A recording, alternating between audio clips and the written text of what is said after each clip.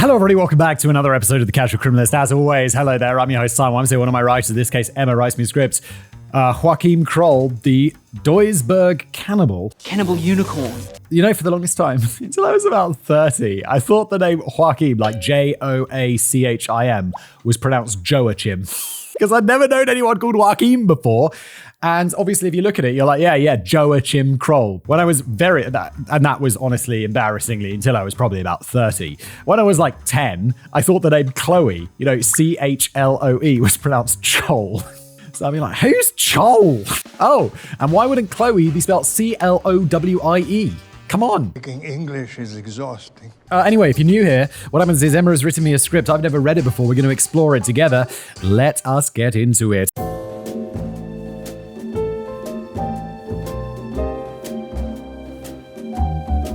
So I've always wanted to be a writer, and the first story that inspired me to write my own book was the movie adaptation of C.S. Lewis's book, The Lion, the Witch, and the Wardrobe. The second book that inspired me to write my own book one day was called Strange Deaths. Okay, these seem like very different books. Its author, John Dunning, was a retired journalist and true crime author who based Strange Deaths on some of the weird, fantastical, and horrific stories that he'd covered during his career. It included the story of a woman from New Zealand who poisoned herself with arsenic to frame her cheating husband for murder. It also included the story of a quiet, middle-aged man who was beloved by children and his neighbors until they found out that he was a cannibalistic serial killer. It was the second case that stuck with me since it was the only one that I could find verifiable information on, and I spent a few days researching it. It's like, oh wait, it's fascinating, the guy ate his children. Let's get on Google and read some more about that, Emma.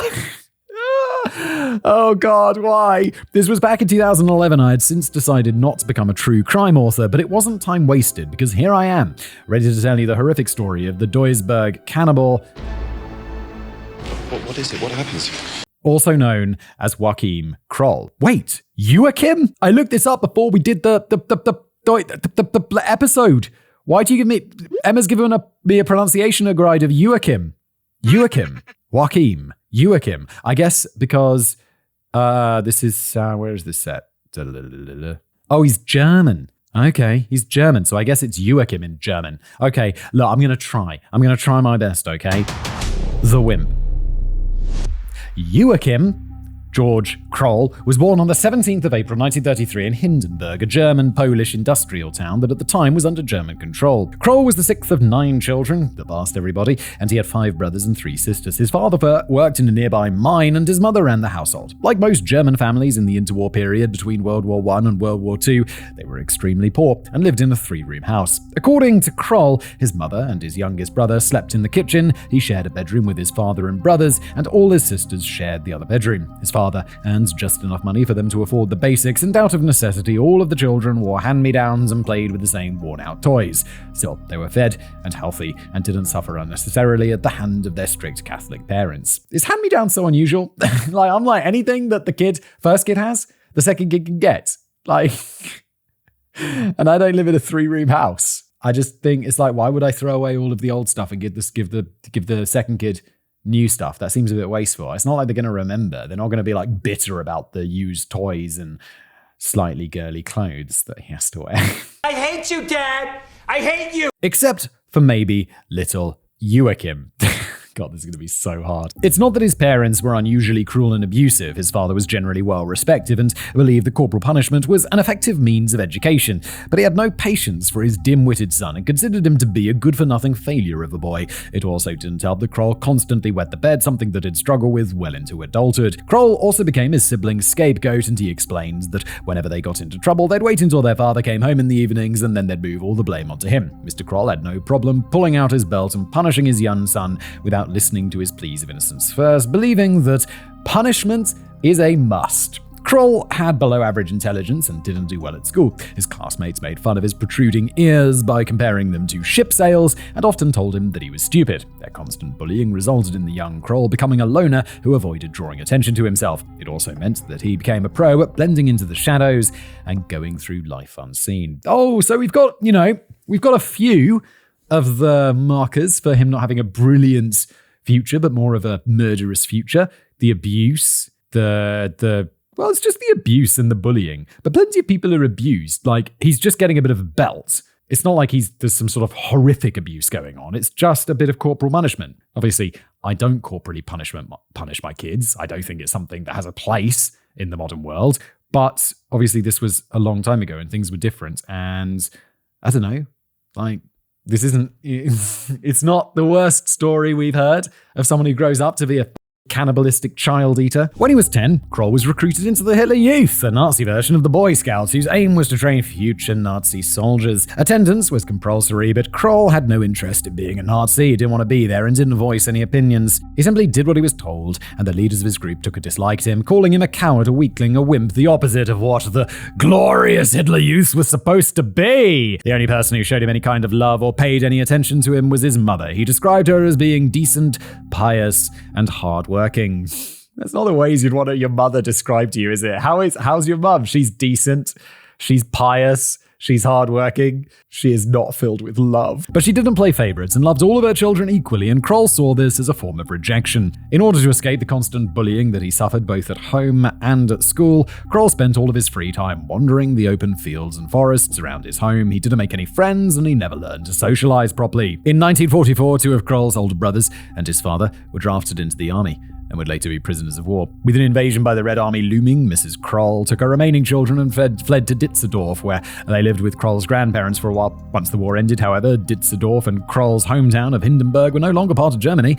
They were now in Poland, and in 1947 the Kroll family eventually moved to Oysdorf in Marsburg, West Germany. There the family of 9 lived in a 2-room flat, and the 14-year-old Kroll managed to escape the cramped living conditions when he found work as an unskilled labourer on various farms in the area. Yeah, my desire, can you imagine, my desire to leave home was like, I wanted to leave and stuff, but it was also like, quite nice. Had my own bedroom, plenty of space, like no worries.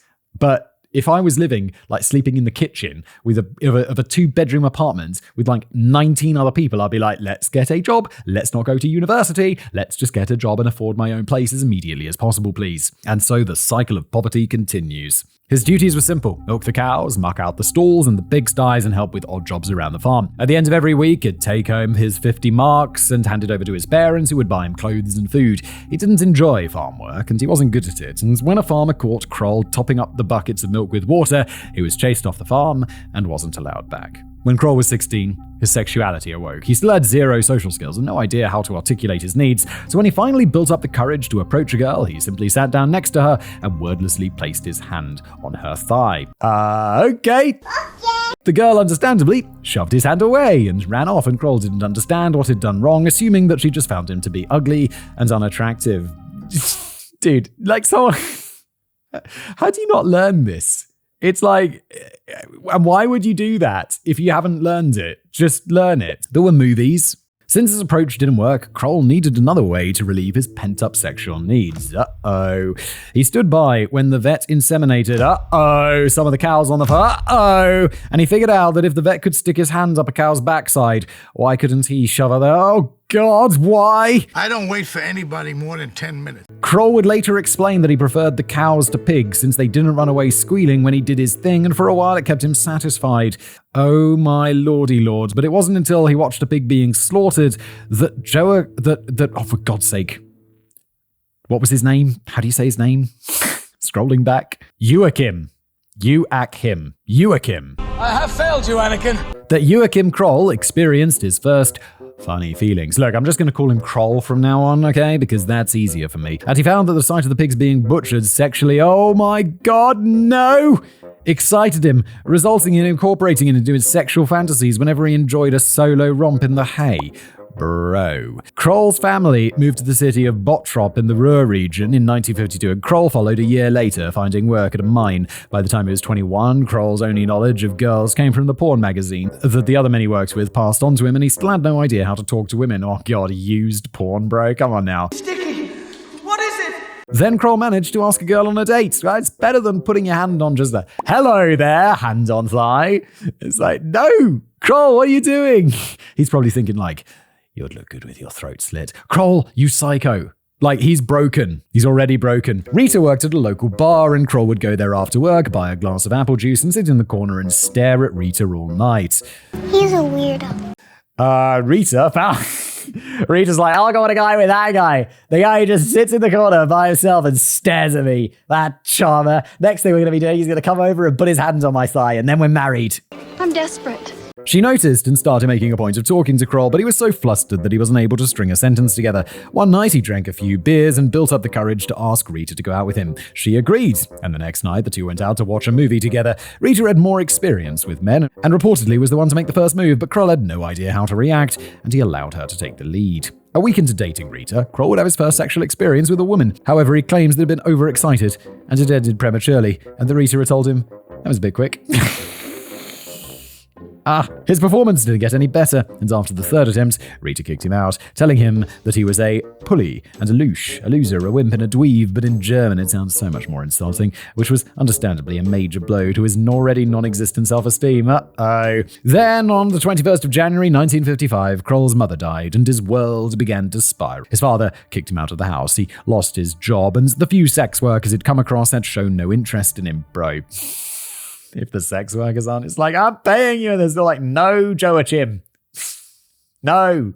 And just like so many other insecure, unattractive young men who start blaming women for their lack of social skills, wow, that's a whole new thing, isn't it? Like, I mean, not a new thing, obviously, but this is like, you see this. Like, there are like genuine people out there who are like, yeah, it's the women's fault that I can't get laid. It's like these like incels. It's like, stop it. It's not. It's your fault. Get yourself together. Come on, it's not that hard. I mean, it is hard. That's fine. It's hard. Like, you've got to make an effort is what I'm trying to say. Kroll decided that if they weren't going to give him what he wanted, he would take it by force if necessary, which is worse than all these guys on YouTube being like, it's women's fault that I'm an incel. And it's like, okay, but this is worse. But it's all like I feel like that's a gateway to some unpleasant stuff. It's more unpleasant than that is already, if you know what I mean. Irmgard Strachel.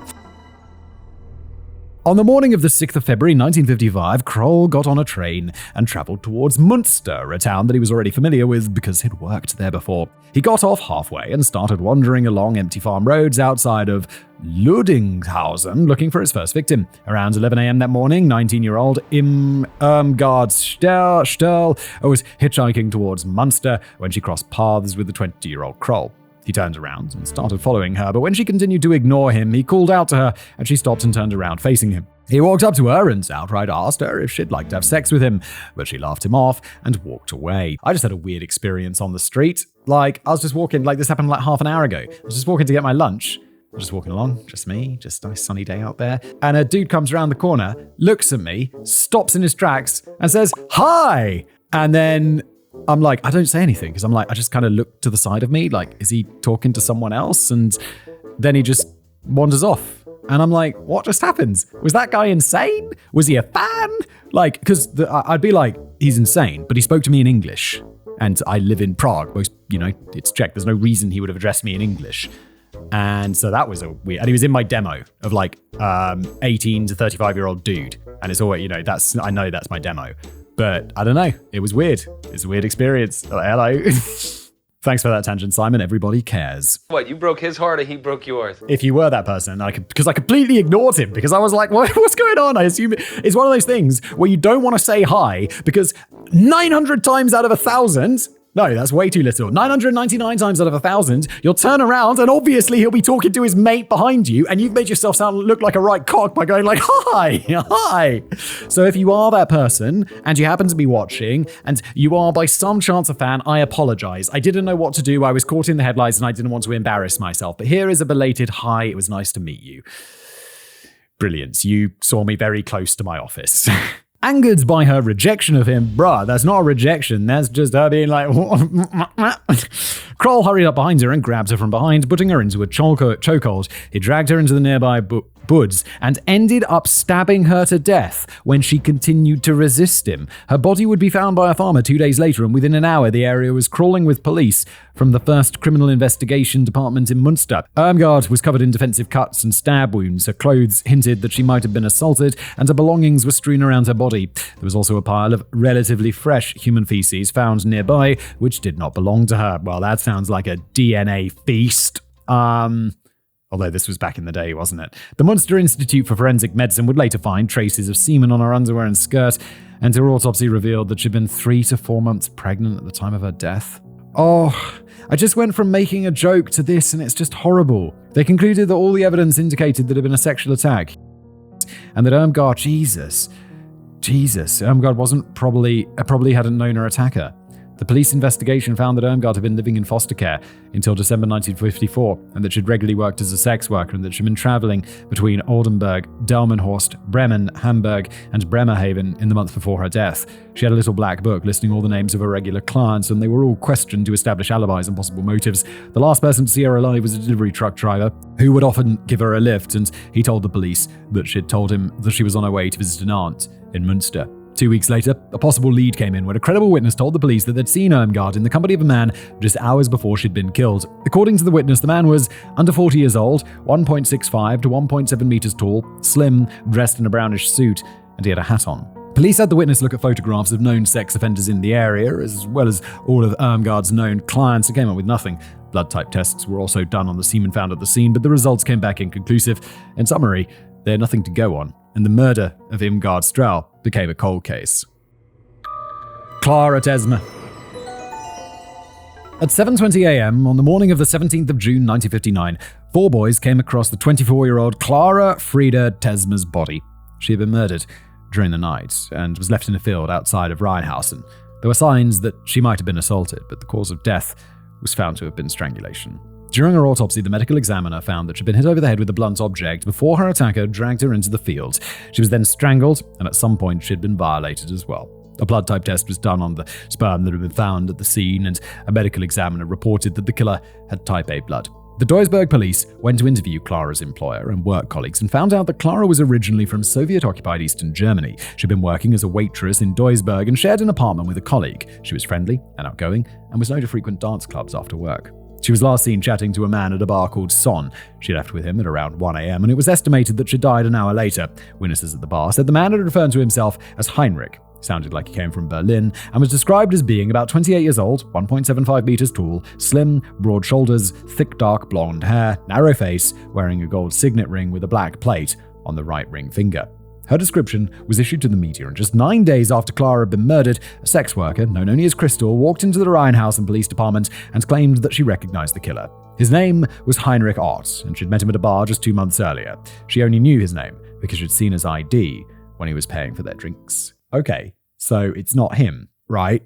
To quote her, "I liked him, and he looked quite respectable. At the end of the night, he asked me to spend the night with him. I agreed, because I had nowhere else to stay. We then took a cab to the Rheinufer Park and got off there. He told me that he lived nearby, but he didn't tell me the address. After we got out and the cab was gone, he hit me with his fist on the back of my head." Heinrich went on to assault Crystal and strangled her in the process, causing her to pass out. Crystal admitted that she hadn't reported the attack to the police because she believed that they wouldn't have believed her anyway.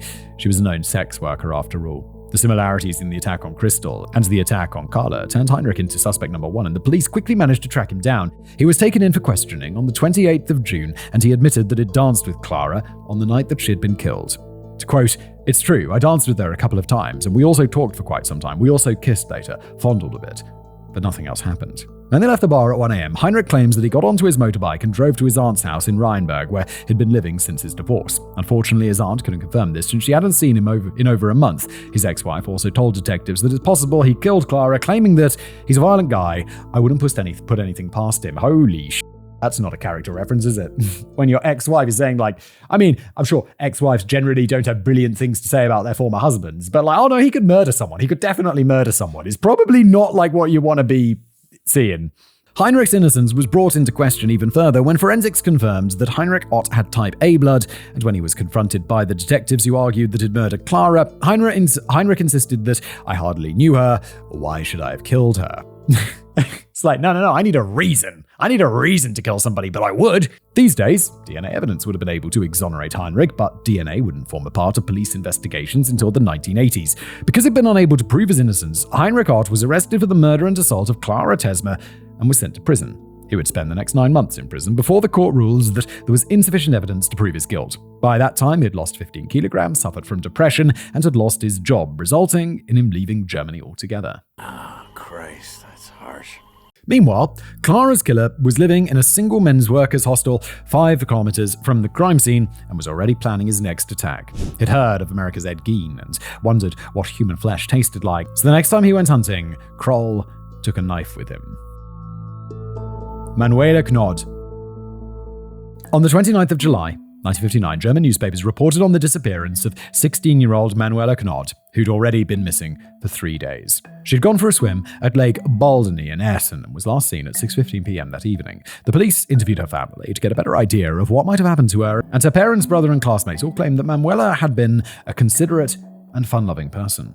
She was described as being an excellent student. She loved horses and belonged to a local sports club where she played handball, a popular sport in Europe that's played similarly to soccer or football, but the ball is thrown instead of kicked. Yeah, I feel like I've played this. I think we played this at school a little bit. Manuela had recently broken up with her boyfriends, but had hinted to some of her friends that she was seeing someone else. But of course, Manuela hadn't just gone missing. Manuela had been walking through a city park in Essen when she was hit over the head, placed in a chokehold, and was dragged off the footpath and into the cover of the trees. There, a killer gagged her before he started his assault, ending with him strangling her with a scarf. This time, however, the killer cut pieces of flesh from her buttocks and thighs before he left her there, hidden by the underbrush. Her badly decomposed body was found just over a week later. Good Lord. Who's like, oh yeah, I saw what Ed Gein was up to and loved it. What an inspiration. Ed Gein and eating the flesh. You're the inspiration. So inspiring. I must do the same. Psycho. This time, the local newspapers published touching tributes to the murdered teenager and asked the public to come forward if they had any new information that would help the Essen police track down her killer. Within a few days, multiple leads came in, but the most promising was a report made by a 22-year-old student who told the police that she might have seen something the day Manuela went missing. To quote her, "At around 6:30 p.m. that night, I ran that way. That's my route. That's where I run almost every day. Nearby, where the girl was found, I saw a young man. He suddenly came out of the bushes and ran away. Strange, I thought to myself. Kind of strange." The witness told the police that the man she'd seen was, again quoting, 20 to 22 years old, about 1.72 meters tall, slim, well-groomed appearance, dark blonde hair, slightly wavy and combed back, fresh face, high forehead. The man wore a beige-grey suit and a striking yellow shirt. Oh my lord, that's impressive. If I saw someone, I'd just be like... He was a man. What was he wearing? Clothes. What color was his hair? Hair-like. Within a week, Essen police had 16 suspects, including Manuela's ex-boyfriends, but all of them had alibis for the night of her murder. Months passed without any new leads, but just after midnight on the 13th of February 1960, a man who matched the suspect's profile walked into the Essen-Borbeck police station and told the officer on duty that he was responsible for the murder of Manuela Knott. He told the police that his name was Konrad Meckler and that he'd met Manuela at Lake Baldeny. He claimed that the two of them had spent the day together and gotten into an argument after he confessed that he was still married. He told the police that Manuela had tried to storm away during their fight, but that he'd grabbed a hold of Manuela's scarf and accidentally strangled her. But he didn't mention the fact that she'd been hit over the head. He didn't know that she'd been gagged and had no idea that the killer had cut pieces of flesh from her body. Why is he just going in and making a false confession? People are crazy. I don't have internet here. And did I just call that a confession? He wasn't the killer, but he signed a confession, and when the witness was brought in to identify him, she selected him out of a lineup of 8 men. Oh my god, dude, you're in big trouble. Konrad Meckler was arrested for the murder of Manuela Knott, but just 3 weeks later, he started insisting that it had nothing to do with Manuela's murder. To quote him, "I was totally out of it. My wife had a lover and was even expecting a child from the guy. She wanted a divorce. I wasn't making any progress in my job as a salesperson either. I had high debts. I just didn't see any way out. And then I had the idea of going to jail." And ideas are bulletproof. What? As you know what would be better? Prison. Yeah, I'll go to prison for murder. That sounds like a reversible decision. Konrad admitted that he'd read about Manuela's murder in the paper and thought that if he went to jail, he'd at least have a roof over his head and some time to get his mind straight. Bro, so do something for I don't know, theft. Something mild, not murder. Jesus. The public prosecutor didn't accept this new explanation, however, and on the 3rd of September 1960, he was officially charged with murder.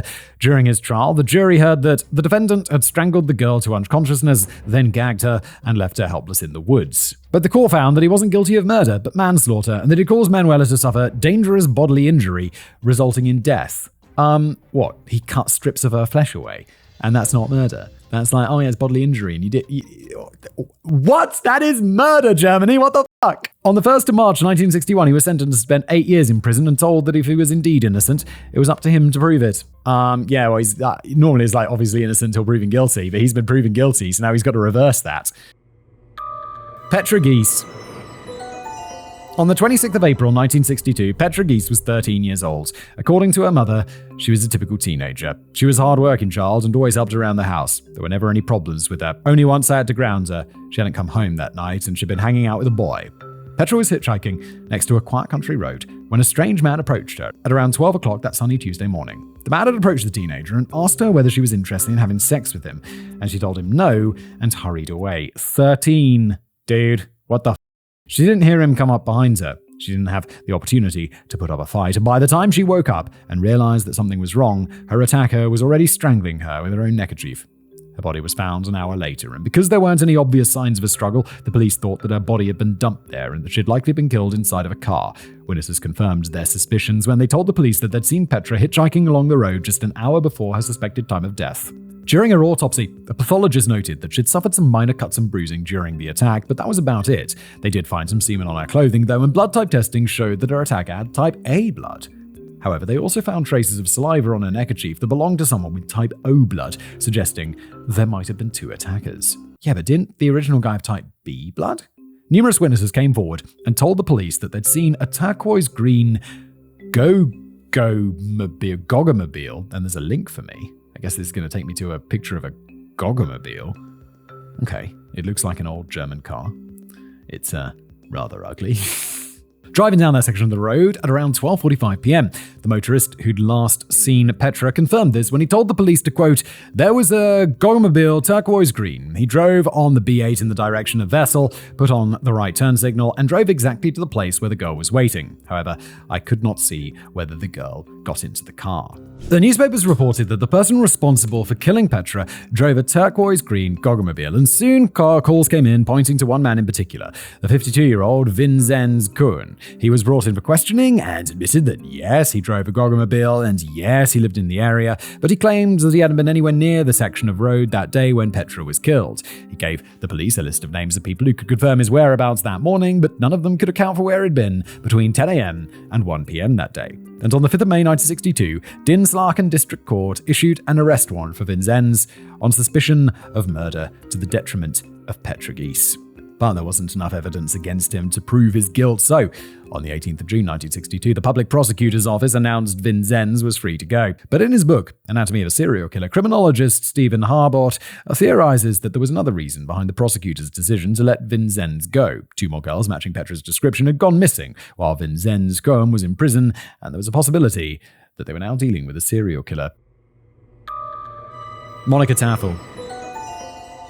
12-year-old Monica Taffel was the eldest of three sisters, and she lived in a small town called Walsum, which is now a district of Duisburg. One night, their parents sat them down and showed them a newspaper article about the murder of 13-year-old Petra, telling their daughters to never walk anywhere alone and to, quote, "Don't let strange men approach you. If someone wants something, run away immediately. Do not accept sweets. Never go with anyone." Excellent parenting to sit them down and make them aware of this. Well done. On the morning of the 4th of June 1962, Monica got ready for school and left the house at 7:30 a.m. Her route took her down the busy Dr. Hans Bochler Street, and it was just 1.7 kilometers long. But when she didn't come home after school, her worried mother called the school to ask whether Monica was on her way home yet. They told Mrs. Taffel that Monica hadn't been in school that day, and that her parents started phoning their friends and acquaintances to find out whether anyone knew where she was. Wait, so they were just telling her not to go anywhere alone, and then they're like, yeah, off you go to school alone. What? Monica Taffel was reported missing at 6 p.m. that evening, and for the next week, the entire area surrounding her route to school was thoroughly searched by the police. But on the 12th of June, a 5-year-old girl named Manuela was abducted in broad daylight in Neuss-Düsseldorf after an unknown man had promised to take her to the fair and drove off with her, sitting in front of him on his motorcycle. Now the police were looking for two missing girls. The police had a press conference and told the public that the man who'd abducted Manuela, quote, is 30 to 35 years old. His exact height is unknown. He is slim and has a pale, sunken face. He was dressed in medium brown, gabardine-like pants and a frock coat of similar fabric, but appearing lighter in color, a tan hat, and black shoes. He was wearing a medium to dark blue shirt, possibly greenish in appearance. Reports came in that witnesses had seen a man on a motorcycle attempting to kidnap another child just 2 days before Monica had gone missing, and now the police were convinced that the two disappearances had to be linked. Manuela's body was discovered in a river on the 15th of June 1962, and her autopsy revealed that she had been strangled. Monica's body was found on the 18th of June, just 3 hours before Vinzenz Kuhn was officially ruled out as a suspect. She'd also been strangled, but her body had been too decomposed for them to find any other forensic evidence that could identify her killer. The police drew up a profile for the killer and concluded that he was a sick bastard who preyed on young children. Yes, since we can't use the P word. Yeah, that's another one of those words that YouTube doesn't want us to use, but preyed on young children. You know what we're talking about. He had a criminal record relating to past sexual offences and was likely familiar with the area. Then another 5 years old, 5-year-old girl went missing in Essen, and her body was found in the Rhine River on the 21st of June 1962. She had last been seen in the company of one of her father's work colleagues, and he was later arrested after it admitted to killing the little girl. Then a 13-year-old girl went missing on the 22nd of June 1962, and her body was recovered just hours later. She'd gotten on the back of a motorcycle belonging to a man she was apparently familiar with, and had been assaulted and strangled before her body was dumped in a wooded area. An Italian immigrant was arrested for her murder. Neither of the men could be linked to the murder of either Monica or Manuela. According to criminologist Stephen Harbort, 293 children had been reported as missing in North Rhine-Westphalia by the 30th of May that year, but only 3 of them would remain missing by the time of Monica and Manuela's murder. However, news reports of the recent murders caused public outrage, and the police and politicians alike were trying their best to placate the panic's public. The police started patrolling in the areas around schools and other public places more often. Parents started doing school runs instead of allowing their children to walk to school alone, and educational campaigns were launched to educate the children regarding stranger danger. Hermann Schmitz and Marion Wien. In 1965, Kroll went from stalking women and little girls in quiet roads to hiding in the bushes and pleasuring himself while he watched couples getting on in their cars. Wait, that's normally the other way around, isn't it? He starts off as the weirdo in the bushes and then becomes a full-on horrible murderer. And now he just seems to de-escalate to something that's just creepy.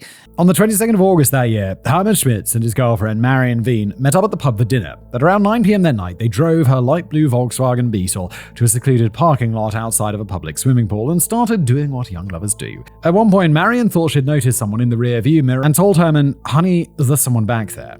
Hermann got out of the car, but he didn't see anyone. And as a precaution, the couple drove off. But Marion took a wrong turn at the intersection and ended up in a dead-end street.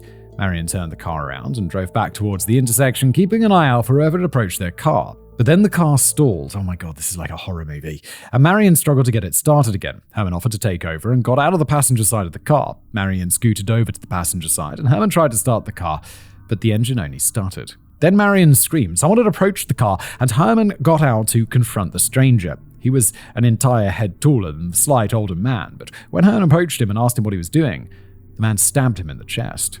Marion was horrified, but Hermann was shouting at her to drive away, so she slid back into the driver's seat of the car and tried starting it again. The engine only started, and Hermann was still wrestling with his attacker, so Marion punched down on the car horn. The blaring siren scared Hermann's attacker off, and when the engine finally roared to life, Marion got out of the car and ran to Hermann's side. The noise had attracted the attention of a passing couple, and once they saw what had happened, they rushed off to call an ambulance and the police. A crying Marion told the police that her attacker was about 35 years old, maybe 1.75 meters tall, slim, dark-haired, wearing what looked like a dark suit. Other witnesses would come forward and say that they'd seen a man running away from the scene of the crime holding a knife, and the description was altered to say that their suspect was, quote, 35 years old, 1.7 meters tall, full oval face with high cheekbones, and had dark hair and eyebrows. But it was too late to save Hermann. He was pronounced dead at 10:38 p.m. and would be Kroll's only male victim. Ursula Rowling. Ursula Rowling's body was found by a city parks worker on the 15th of September 1965. Just like the others, she had been confronted by a slight, dark-haired and balding man with protruding ears. He asked her whether she wanted to have sex with him, and when she refused and walked away, he grabbed her from behind. Mate, it's like, why do you ask? It's obviously this isn't working for you. This is so can you imagine someone be like, yeah, okay. Never happening. He dragged her into the cover of the trees that lined the paved walk in Forsterbusch Park, strangled and assaulted her, and then left her body sprawled on the rain-soaked ground. She didn't have any obvious defensive wounds, and her underwear had been torn, and traces of semen were found in her body. During their investigation, the police found out that Ursula had been on a date at 6:30 p.m. that night. Her date was the 28-year-old Adolf Schnickel. She'd only known him for about 2 months at that point. Schickel confirmed that they'd been on a date and told police that they'd met up at his favorite bar the night Ursula died. Oh my god, if I was Schickel, you'd be like, holy shit. Get a lawyer. Oh my god. Oh god, hopefully they don't think it's me. According to their waiter, they'd gotten into a heated argument shortly before arriving. Oh no, Adolf is like, oh shit. And Ursula had left the restaurant at 9:30 p.m. According to her diary, she'd arranged another date for 9:30 and was running late. Okay. The police theorized that Schickel had followed Ursula and murdered her in a jealous rage because he'd found out that she was dating other men. They also found out that he was technically still married, even though he and his wife had been separated for some time at this point. He was unemployed, lived with his mother, had a criminal record, and was arrested in June 1965 for robbing a department store and was currently out on parole. Oh, Adolf, this is not looking good. I know it's not you, Adolf, here in the future, but this is not looking good for you. The police immediately pegged Schickel as their most likely suspect and took him in for questioning. He told the police that, quote, Ursula told me that she had to go to a female colleague to get something. Shortly before we intended to leave the bar, it began to rain heavily. I suggested that I will get an umbrella from home for her. When I came back 10 minutes later, she was not there anymore. I haven't seen her since. I arrived home shortly after 10 p.m. But Schickel's mother didn't agree with his version of events. Oh no, telling the police that, quote, Adolf didn't fetch an umbrella. I would know that. He came home soaking wet that evening around 10 p.m. and didn't leave. To be fair to Schickel, he probably had fetched an umbrella without his mother noticing, but because she told the police that he hadn't been home between 9:30 and 10 p.m., he had no alibi, and the police arrested him on suspicion of the murder of Ursula Rowling. Yeah, dude, of course they would. You did it. I mean, in their mind, they're like, he did it. Look at this. It's a slam dunk. But Schickel insisted that he was innocent, telling the police that, yes, we had a fight. I knew about the other guys. It really pissed me off. That's why I accused her of cheating. But then she swore to me that she would break up with the others, and I believed her. That's what happened. Of course, if they wanted to prosecute him, they needed evidence against him, so his body was inspected for any signs that Ursula had fought back. They found scratches on his neck. Oh, Adolf! I had a run of bad luck. And Schickel explained that Ursula had scratched him the last time they'd had sex. Forensic experts found grass stains on the clothes and shoes he'd worn that night and determined that the seeds and blackberry thorns that were stuck to the bottom of his shoes came from the same bark where Ursula had been found. Adolf, you're so screwed! As far as they were concerned, this proved that he was guilty. But then a witness came forward and told the police that they'd seen Schickel wait outside of his house for some time on the night of Ursula's murder. You lucky bastard. That meant that he hadn't been in the park when she'd been killed on the 7th of October, 1966. The case against him was dismissed, and Ursula's murder was labeled as unsolved. That is how innocent people end up in prison. Because, goddamn, if not for that witness, he would be in prison. At least until they could test his DNA and the DNA that they found on her body many years later. And then it'd be like, I was just in prison for like 30 years for a crime that I didn't commit. God damn. Ilona Hark and Krista. Ilona Hark was only 5 years old when this bastard killed her. On the 22nd of December 1966, she'd been visiting her grandparents in Wuppertal Barmen and was walking home on her own when Kroll approached her. He told the trusting little girl that he had something to show her, and then he led her to a secluded spot where no one would be able to see them before he attacked. Her body was found in a river 4 days later, over 20 kilometers from her parents' house. She'd been assaulted and had then been drowned. Without any leads, her murder case was marked as unsolved. 5 years old. On the 21st of June 1967, a 10-year-old girl, known only as Krista, survived an attack by Kroll. She'd left her home just before 3 p.m. that day and headed to a nearby creek, carrying her pet turtle in a basket at her side. She sat and played with the turtle on the bank of the quiet stream for some time before she saw the strange man watching her. He looked like most of the coal mine workers who worked in the nearby Prosper mine. Old, dirty, tired, and he wore a mismatched suit. He came over to her and asked her why a beautiful little girl like her was playing on her own. She told him that she was waiting for a friend, and he told her that he'd found a bird's nest a little way upstream, and would she like to come and see it? Krista had followed the strange man, leaving her turtle on the riverbank, and once they were out of sight of the line of houses built on the riverbank, the man told her to sit down next to him. She did, and then he pulled out a stack of photos and showed it to her.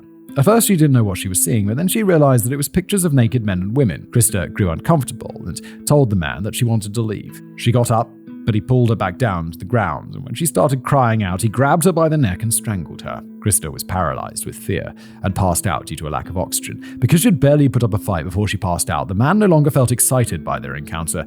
His funny feeling was gone, so he left her there and headed back home, disappointed with how his little adventure has ended. When Krista woke up a little while later, the strange man was gone, and she was still next to the riverbank. She played dead for a few more minutes until she was certain that it left before she got up and hurried home. Smart kid. One of their neighbors heard her crying for her mother when she reached their street and came out to see what was wrong. And within an hour, Krista was rushed to the hospital. Her eyes were bloodshot, she had bruises on her throat, it hurt to speak, and she would have nightmares for years to come. Yeah, oh my god, so much therapy will be necessary. Yet the brave little girl gave the police a description of the man who had attacked her, telling them that her attacker was over 40 years old, with a wrinkled face, balding forehead, crown of dark hair in the back, 5 feet tall, thin, narrow face, yellowish complexion, unshaven, sweaty, working-class hands, dark suit, pants not matching jacket, plaid shirt, black shoes. An article appeared in the local newspaper warning locals to keep an eye out for a man matching his description, but Kroll was already back in Duisburg, and it would be another 2 years before he attacked someone again. Maria Hetken. At around 2 a.m. on the 12th of July 1969, Hanneldur Gols returned home after visiting some friends and found that her landlady wasn't home. Thinking it was odd that the 61-year-old Maria Hetken would be out today without telling her, Hanneldur went looking for her. When she couldn't find her, Hanneldur called the police. A patrol car arrived, and at first they came across Maria's glasses at the entrance to a forest path that led from their neighborhood into a nearby park. They found her underwear a few meters into the park, and then they found her body. She had been strangled and assaulted, and her body had been partially covered with branches and other foliage. The only other evidence that a murderer had left behind was a trouser button, a bag of cigarettes, a fingerprint, and his semen. According to the blood type test, there was a possibility that the suspect belonged to the blood group O. 2 witnesses came forward and told the police that they'd heard a woman screaming at around 11:30 p.m. that night. One of the witnesses was attending a party nearby and said that the loud music and shouts coming from the other partygoers had made it impossible to figure out where the screams had been coming from. 6 men were interviewed in relation to Maria Hetken's murder, but they all had alibis, and once again, the police sat to shelf the case and mark it as unsolved. Jutta Rahn. When school was let out at 1:30 p.m. on the 21st of May 1970, it was raining, so Mrs. Rahn suspected that it might take a while for her second eldest daughter, the 13-year-old Jutta, to come home. When she still wasn't home by 3:30 p.m., Mrs. Rahn became worried and called the school, who confirmed that Jutta had left the school at 1:30 p.m. as usual. Concerned, Mrs. Rahn and the rest of the family looked for Jutta for 2 hours, retraced her route to and from the train station in Hosel numerous times, and then Mr. Rahn called the Ratingen police station at 6 p.m. to report his daughter missing before he went looking for her as well. Mr. Rahn retraced Jutta's route again, but this time he took the family dogs with him. Just a short distance from their home, the family Dachshund started barking frantically and ran into the brush. Mr. Rahn followed the dog, and there he came across his daughter's body. At 8 p.m., investigators from the 1st Criminal Investigative Department of the Düsseldorf police station arrived on the scene, and they determined that Jutta Rahn had been strangled and possibly sexually assaulted. Forensic evidence would later explain that she hadn't been penetrated, but sperm was found on her clothing. A blood type test was done, and it was determined that a killer had type AB blood. Is this blood type testing just completely wildly inaccurate? Because it seems like we've had A, B, O, right? But I'm assuming these are all victims of Kroll. But Jutta also had type A blood, so it would be difficult to tie a suspect to a murder based on blood type alone. For the next 2 weeks, police officers canvassed Jutta's route in the train station, showing her picture to passers-by, and asked them if they'd seen a man wearing dirty, wet clothes in or near the train station in the afternoon she'd died. But no one had. 1,175 men were listed as possible subs, and 6 of them would later be questioned in relation to the assault and murder of Jutta Rahn. Their clothes were confiscated and tested, and the Federal Criminal Police Office in Wiesbaden reported that fibers similar to the ones from Jutta's clothing had been found on the clothes belonging to one of their suspects, the 22-year-old Peter Shea, who lived next door to the Rahn family. Even though he claimed that he didn't have any interest in Jutta and had no motive to kill her, the police reasoned that Peter knew the forest track like the back of his hand, could have known when Jutta would be making her way home in the afternoons, and because he knew her, she was more likely to have trusted him, allowing him to get close to her. When they looked into his past, they found that he had served time in prison for theft, and that the court had ruled that he was an abnormal, erratic, weak-minded personality with little willingness to make contact. He had been released from prison just 3 weeks before Jutta was murdered, and he couldn't provide the police with an alibi for that afternoon. The circumstantial evidence was considered to be sufficient enough to charge him with Jutta's murder, and Peter was formally arrested on the 9th of June 1970. For the next 18 months, he insisted that he was innocent, and on the 12th of November 1971, the Düsseldorf Regional Court ruled that the defendant could not be found guilty of the crime of which he was accused with enough certainty to be convicted. Well, good, because it's not him. Peter Shea was once again a free man and was compensated for the year and a half he'd spent in prison. Jesus, the compensation better be bloody good. How much do they give you for spending a year and a half in prison? I'd really want a very, very, very, very large amount of money. But in the eyes of his neighbours, he was still guilty of Jutta's death, and Peter emigrated to Holland just so that he could be able to find a job and start a family of his own. Marion Ketter. Marion Ketter was Kroll's last victim, and hers is the hardest story to tell. She's the reason why Kroll is known as the Duisburg cannibal. So, well, gird your loins, people. Things are about to get dark. It's already dark anyway. Oh my god, really? I thought we already had done this, where he carved the skin off the flesh off the thighs of like the second victim. Because he liked Ed Gein. Ed Gein was his hero. I don't want it to get worse. In the 1970s, Kroll got kicked out of the workers' hostel he'd been living in and moved into the top-floor apartment at number 11 Friesen Street in Duisburg. He had been having some trouble with his knees and had to have an operation in 1972, but since then, he hadn't been able to walk long distances anymore, and he drove everywhere on his little moped. His neighbours soon learned to think of him as Uncle Joachim and noted that he had a love for children. Yeah, it's like he loves children, doesn't he? Sick fuck. He'd often give the neighborhood kids candy and invite them over to spend time at his apartment if their parents needed some peace and quiet. There he had an entire cupboard filled with toys, and he would watch with a smile as the little kids played with his collection of dolls. The block of flats he lived in shared a grassy, tree-filled courtyard and could be accessed from the street through an open archway, and the children who lived there often played in the courtyard under the watchful eyes of Kroll, who'd watch them from a window in his apartment. In June 1976, Duisburg was experiencing a particularly bad heatwave. The temperatures had been exceeding 30 degrees Celsius all week, and one of the residents had set up a little splash pool in a fenced-off area of the courtyard for the children to play in. At around 3 p.m. on the 3rd of June, 4-year-old Marion Ketter was playing in and around the splash pool with her 6-year-old brother Thomas and Jutta, another girl who lived in the surrounding flats. Jutta fell and injured herself and went back home. At around 3:45 p.m., Thomas decided that he had enough for the day, dried himself off, got dressed, and went home to watch some TV. Their mother, Petra Ketter, had made some iced tea for the children, and she asked Thomas where his little sister was. Thomas told his mother that she should be in shortly, but when 15 minutes passed and Marion still hadn't come home, Petra asked her husband, Hans Ketter, to go and fetch little Marion. Hans left the flat at around 4 p.m. and went around the block to the archway that led to the courtyard. The courtyard was empty, and the only sign that Marion had been there was the little blue dress that she'd taken off and hung over the fence when she went swimming. Her shoes lay on the ground next to it, and because it meant that she was only dressed in her underwear, he took it to mean that she hadn't gone far. Hans searched the courtyard, calling for Marion, but she didn't respond. He then left the courtyard and asked their neighbors whether they'd seen the little 4-year-old girl. They hadn't, and Hans had to return home and tell his wife that he couldn't find little Marion. Oh my god, I can't imagine being like my kid's almost 4. I just can't imagine being in that position, just like what the fuck. And also, I wouldn't let my kid play by themselves at 4 in a random courtyard with other kids. At that age, you keep your eye on your kids. By 5 p.m., the entire neighborhood was out searching for the little girl, and by 6 p.m., the Ketters called the police and reported their daughter missing. Detective Sergeant Bernd Jagers was one of the detectives who investigated Marion's murder, and he explains that when a 4-year-old goes missing, the alarm bells go off everywhere. Of course, you use a lot of personnel to try and find this girl. The news that the 4-year-old Marion Ketter was missing was broadcast to all the patrol cars in the area, and the search continued at 7 a.m. the next day. At 9:35 a.m., Franz Falinski, one of the residents who lived at number 11 Friesen Street, approached one of the police officers to report something suspicious. It's about the missing girl, Marion Ketter. I've been talking about it with my wife for a long time. We're not quite sure, but it is strange. Franz told the police officer that when he had gone to use the toilet that morning, he found that it was blocked. When Franz asked his upstairs neighbor what was causing the blockage, his neighbor casually told him that it was the guts from a rabbit he'd slaughtered the day before. Franz had to remove the toilet to unclog the pipes, and the guts spilled out. Franz placed it in a bucket, and he and his wife then ordered their neighbor to get rid of it and had watched as he threw the guts in the garbage bin. That was when a dark suspicion started to nag at the back of Franz's mind. Dude. I don't like where this is going. We can't imagine that he hurt her, and we don't want to blacken anyone's name, but maybe it does have something to do with the child. When the police officers opened the lid of the garbage bin and saw the mess that lay on top of the other garbage, they immediately recognized it for what it was: small human organs. They then went to question the 43-year-old Kroll in his smelly apartment, and what they found there had them calling the station and asking for an investigative team to come to 11 Friesen Street immediately. According to DS Jagers, he was working for the 1st Criminal Investigation Department's Homicide Division at the time, and when we got there, our other colleagues were already on the scene, and we went inside the flat and experienced something terrible.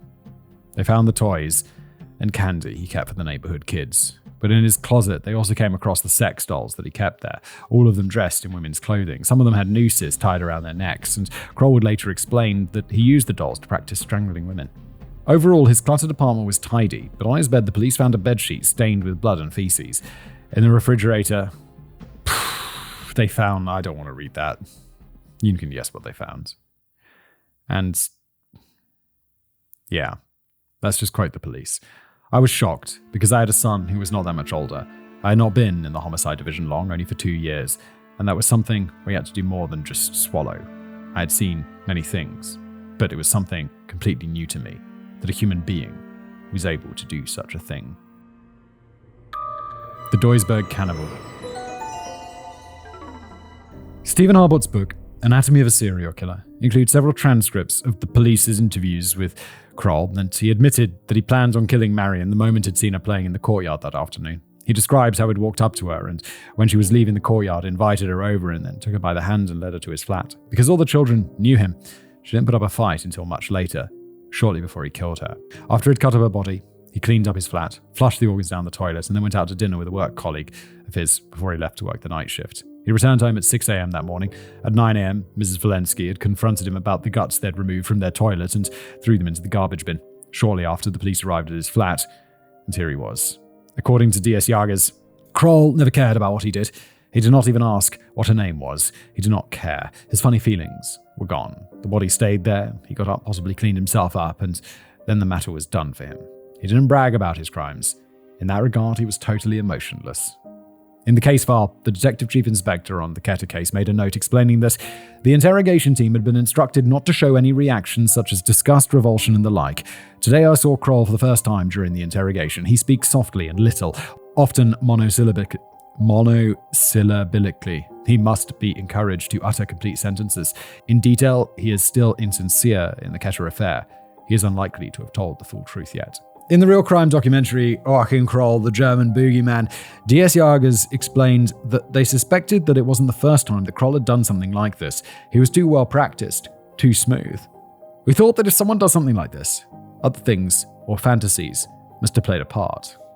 But Kroll only spoke the bare minimum, and they had to try and win his trust in order to get him to expand on his crime. So Detective Sergeant Jagers sat down with Kroll and started having simple conversations with him, focusing on Kroll's hobbies and interests outside of murder. His neighbors had told the police that he often worked on his moped and repaired his own television and other electronics, so D.S. Jagers insinuated that they shared a few interests, and slowly but surely, Kroll opened up and started talking about himself. The two sat and ate cake, drank bottles of Coke, and chatted like old friends. And then Kroll started elaborating on the events surrounding Marion's murder and told D.S. Jagers that Marion wasn't his first victim. There'd been more, and he couldn't remember all of them. Didn't even know their names. Several investigative teams were ordered to go through all of the crime files for unsolved murders in North Rhine-Westphalia for the last 20 years and try and determine whether Kroll could have been involved in any of them. They'd then drawn up lists of questions that D.S. Jagers had to ask Kroll in order to determine whether he had committed the murders in question. Questions like what the weather was like, what his victims were wearing, where he'd killed them, and how he'd left the bodies. Out of 300 unsolved murder cases, Kroll was suspected of being involved in at least 50 of them. Then, D.S. Jagers and the investigative team started taking Kroll to the crime scenes to see if he could tell them what had happened there. We as interrogators had no files, nothing at all. We drove behind the investigative team, and they stopped somewhere, and Joachim got out and asked, "Joachim, have you been here before?" And if he recognized something, then he'd say, "Yes, I've been here before." He then looked at it all and went with us into the forest, depending on what crime scene it was. He could then describe how it looked at the time. He did not know where he was, but he had just this photographic memory of his crime scenes. At each of his crime scenes, Kroll would act out the murder while a police officer acted the part of the victim. The police took photos of these reenactments, and it would later be used to link Kroll to his crimes. We could only use what Kroll told us during the reenactment during the interrogations, and we would ask a few questions about whether or not anything more had occurred, or we asked, "Joachim, what did you do then? What happened then?" Questions like that. His answers convinced us that he is not inventing this stuff and that he really wants to get it off his chest. They did this for 3 months before Kroll's defense lawyer caught on and told them that Kroll will no longer be joining them at these crime scenes. Where's your lawyer been this whole time? You just admitted to crimes.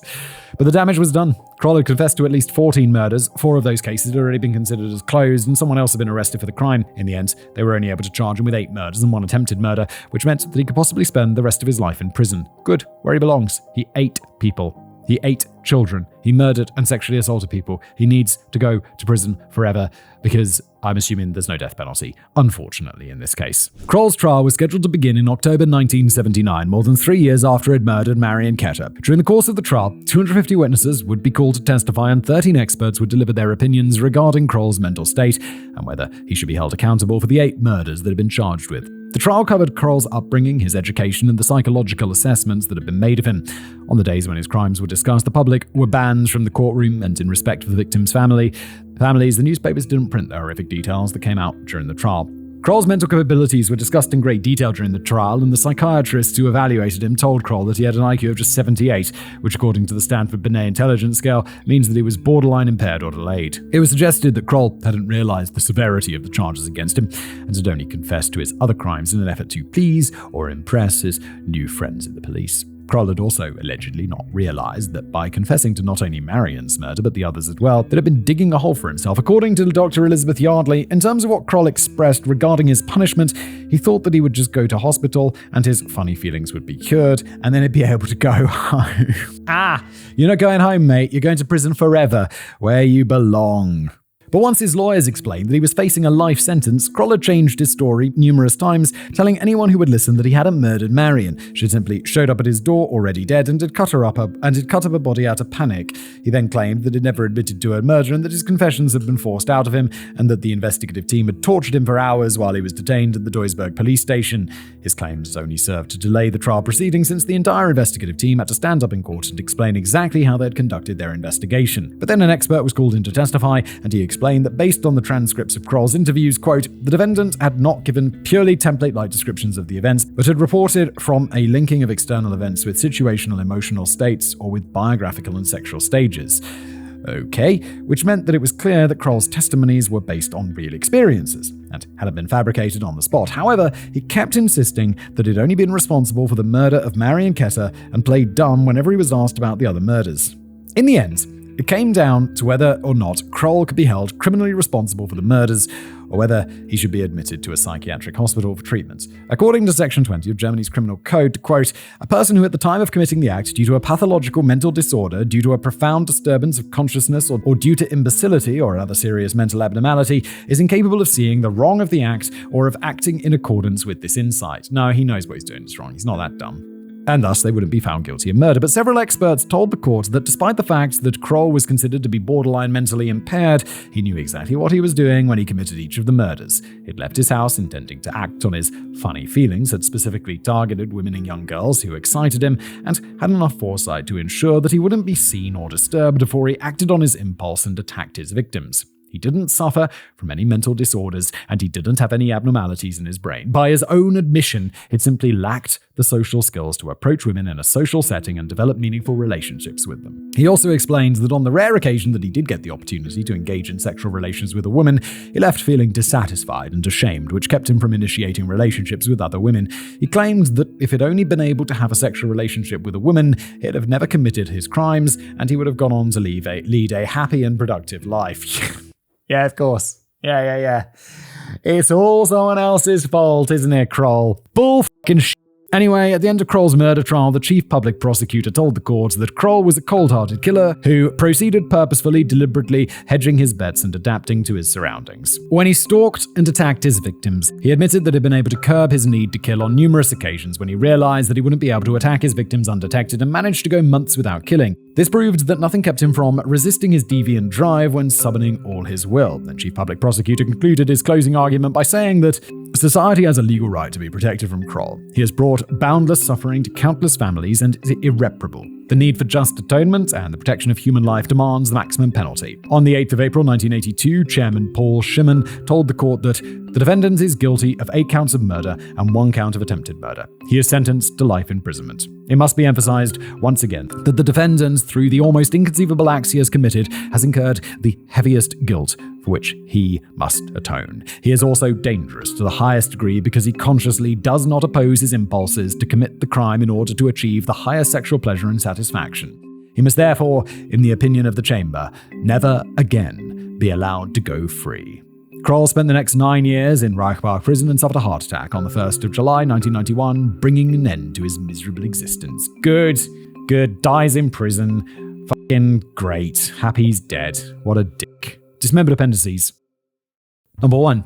Germany's criminal code promises both victims and witnesses anonymity in order to protect their families from persecution, and as a result, most of the names in this script are pseudonyms.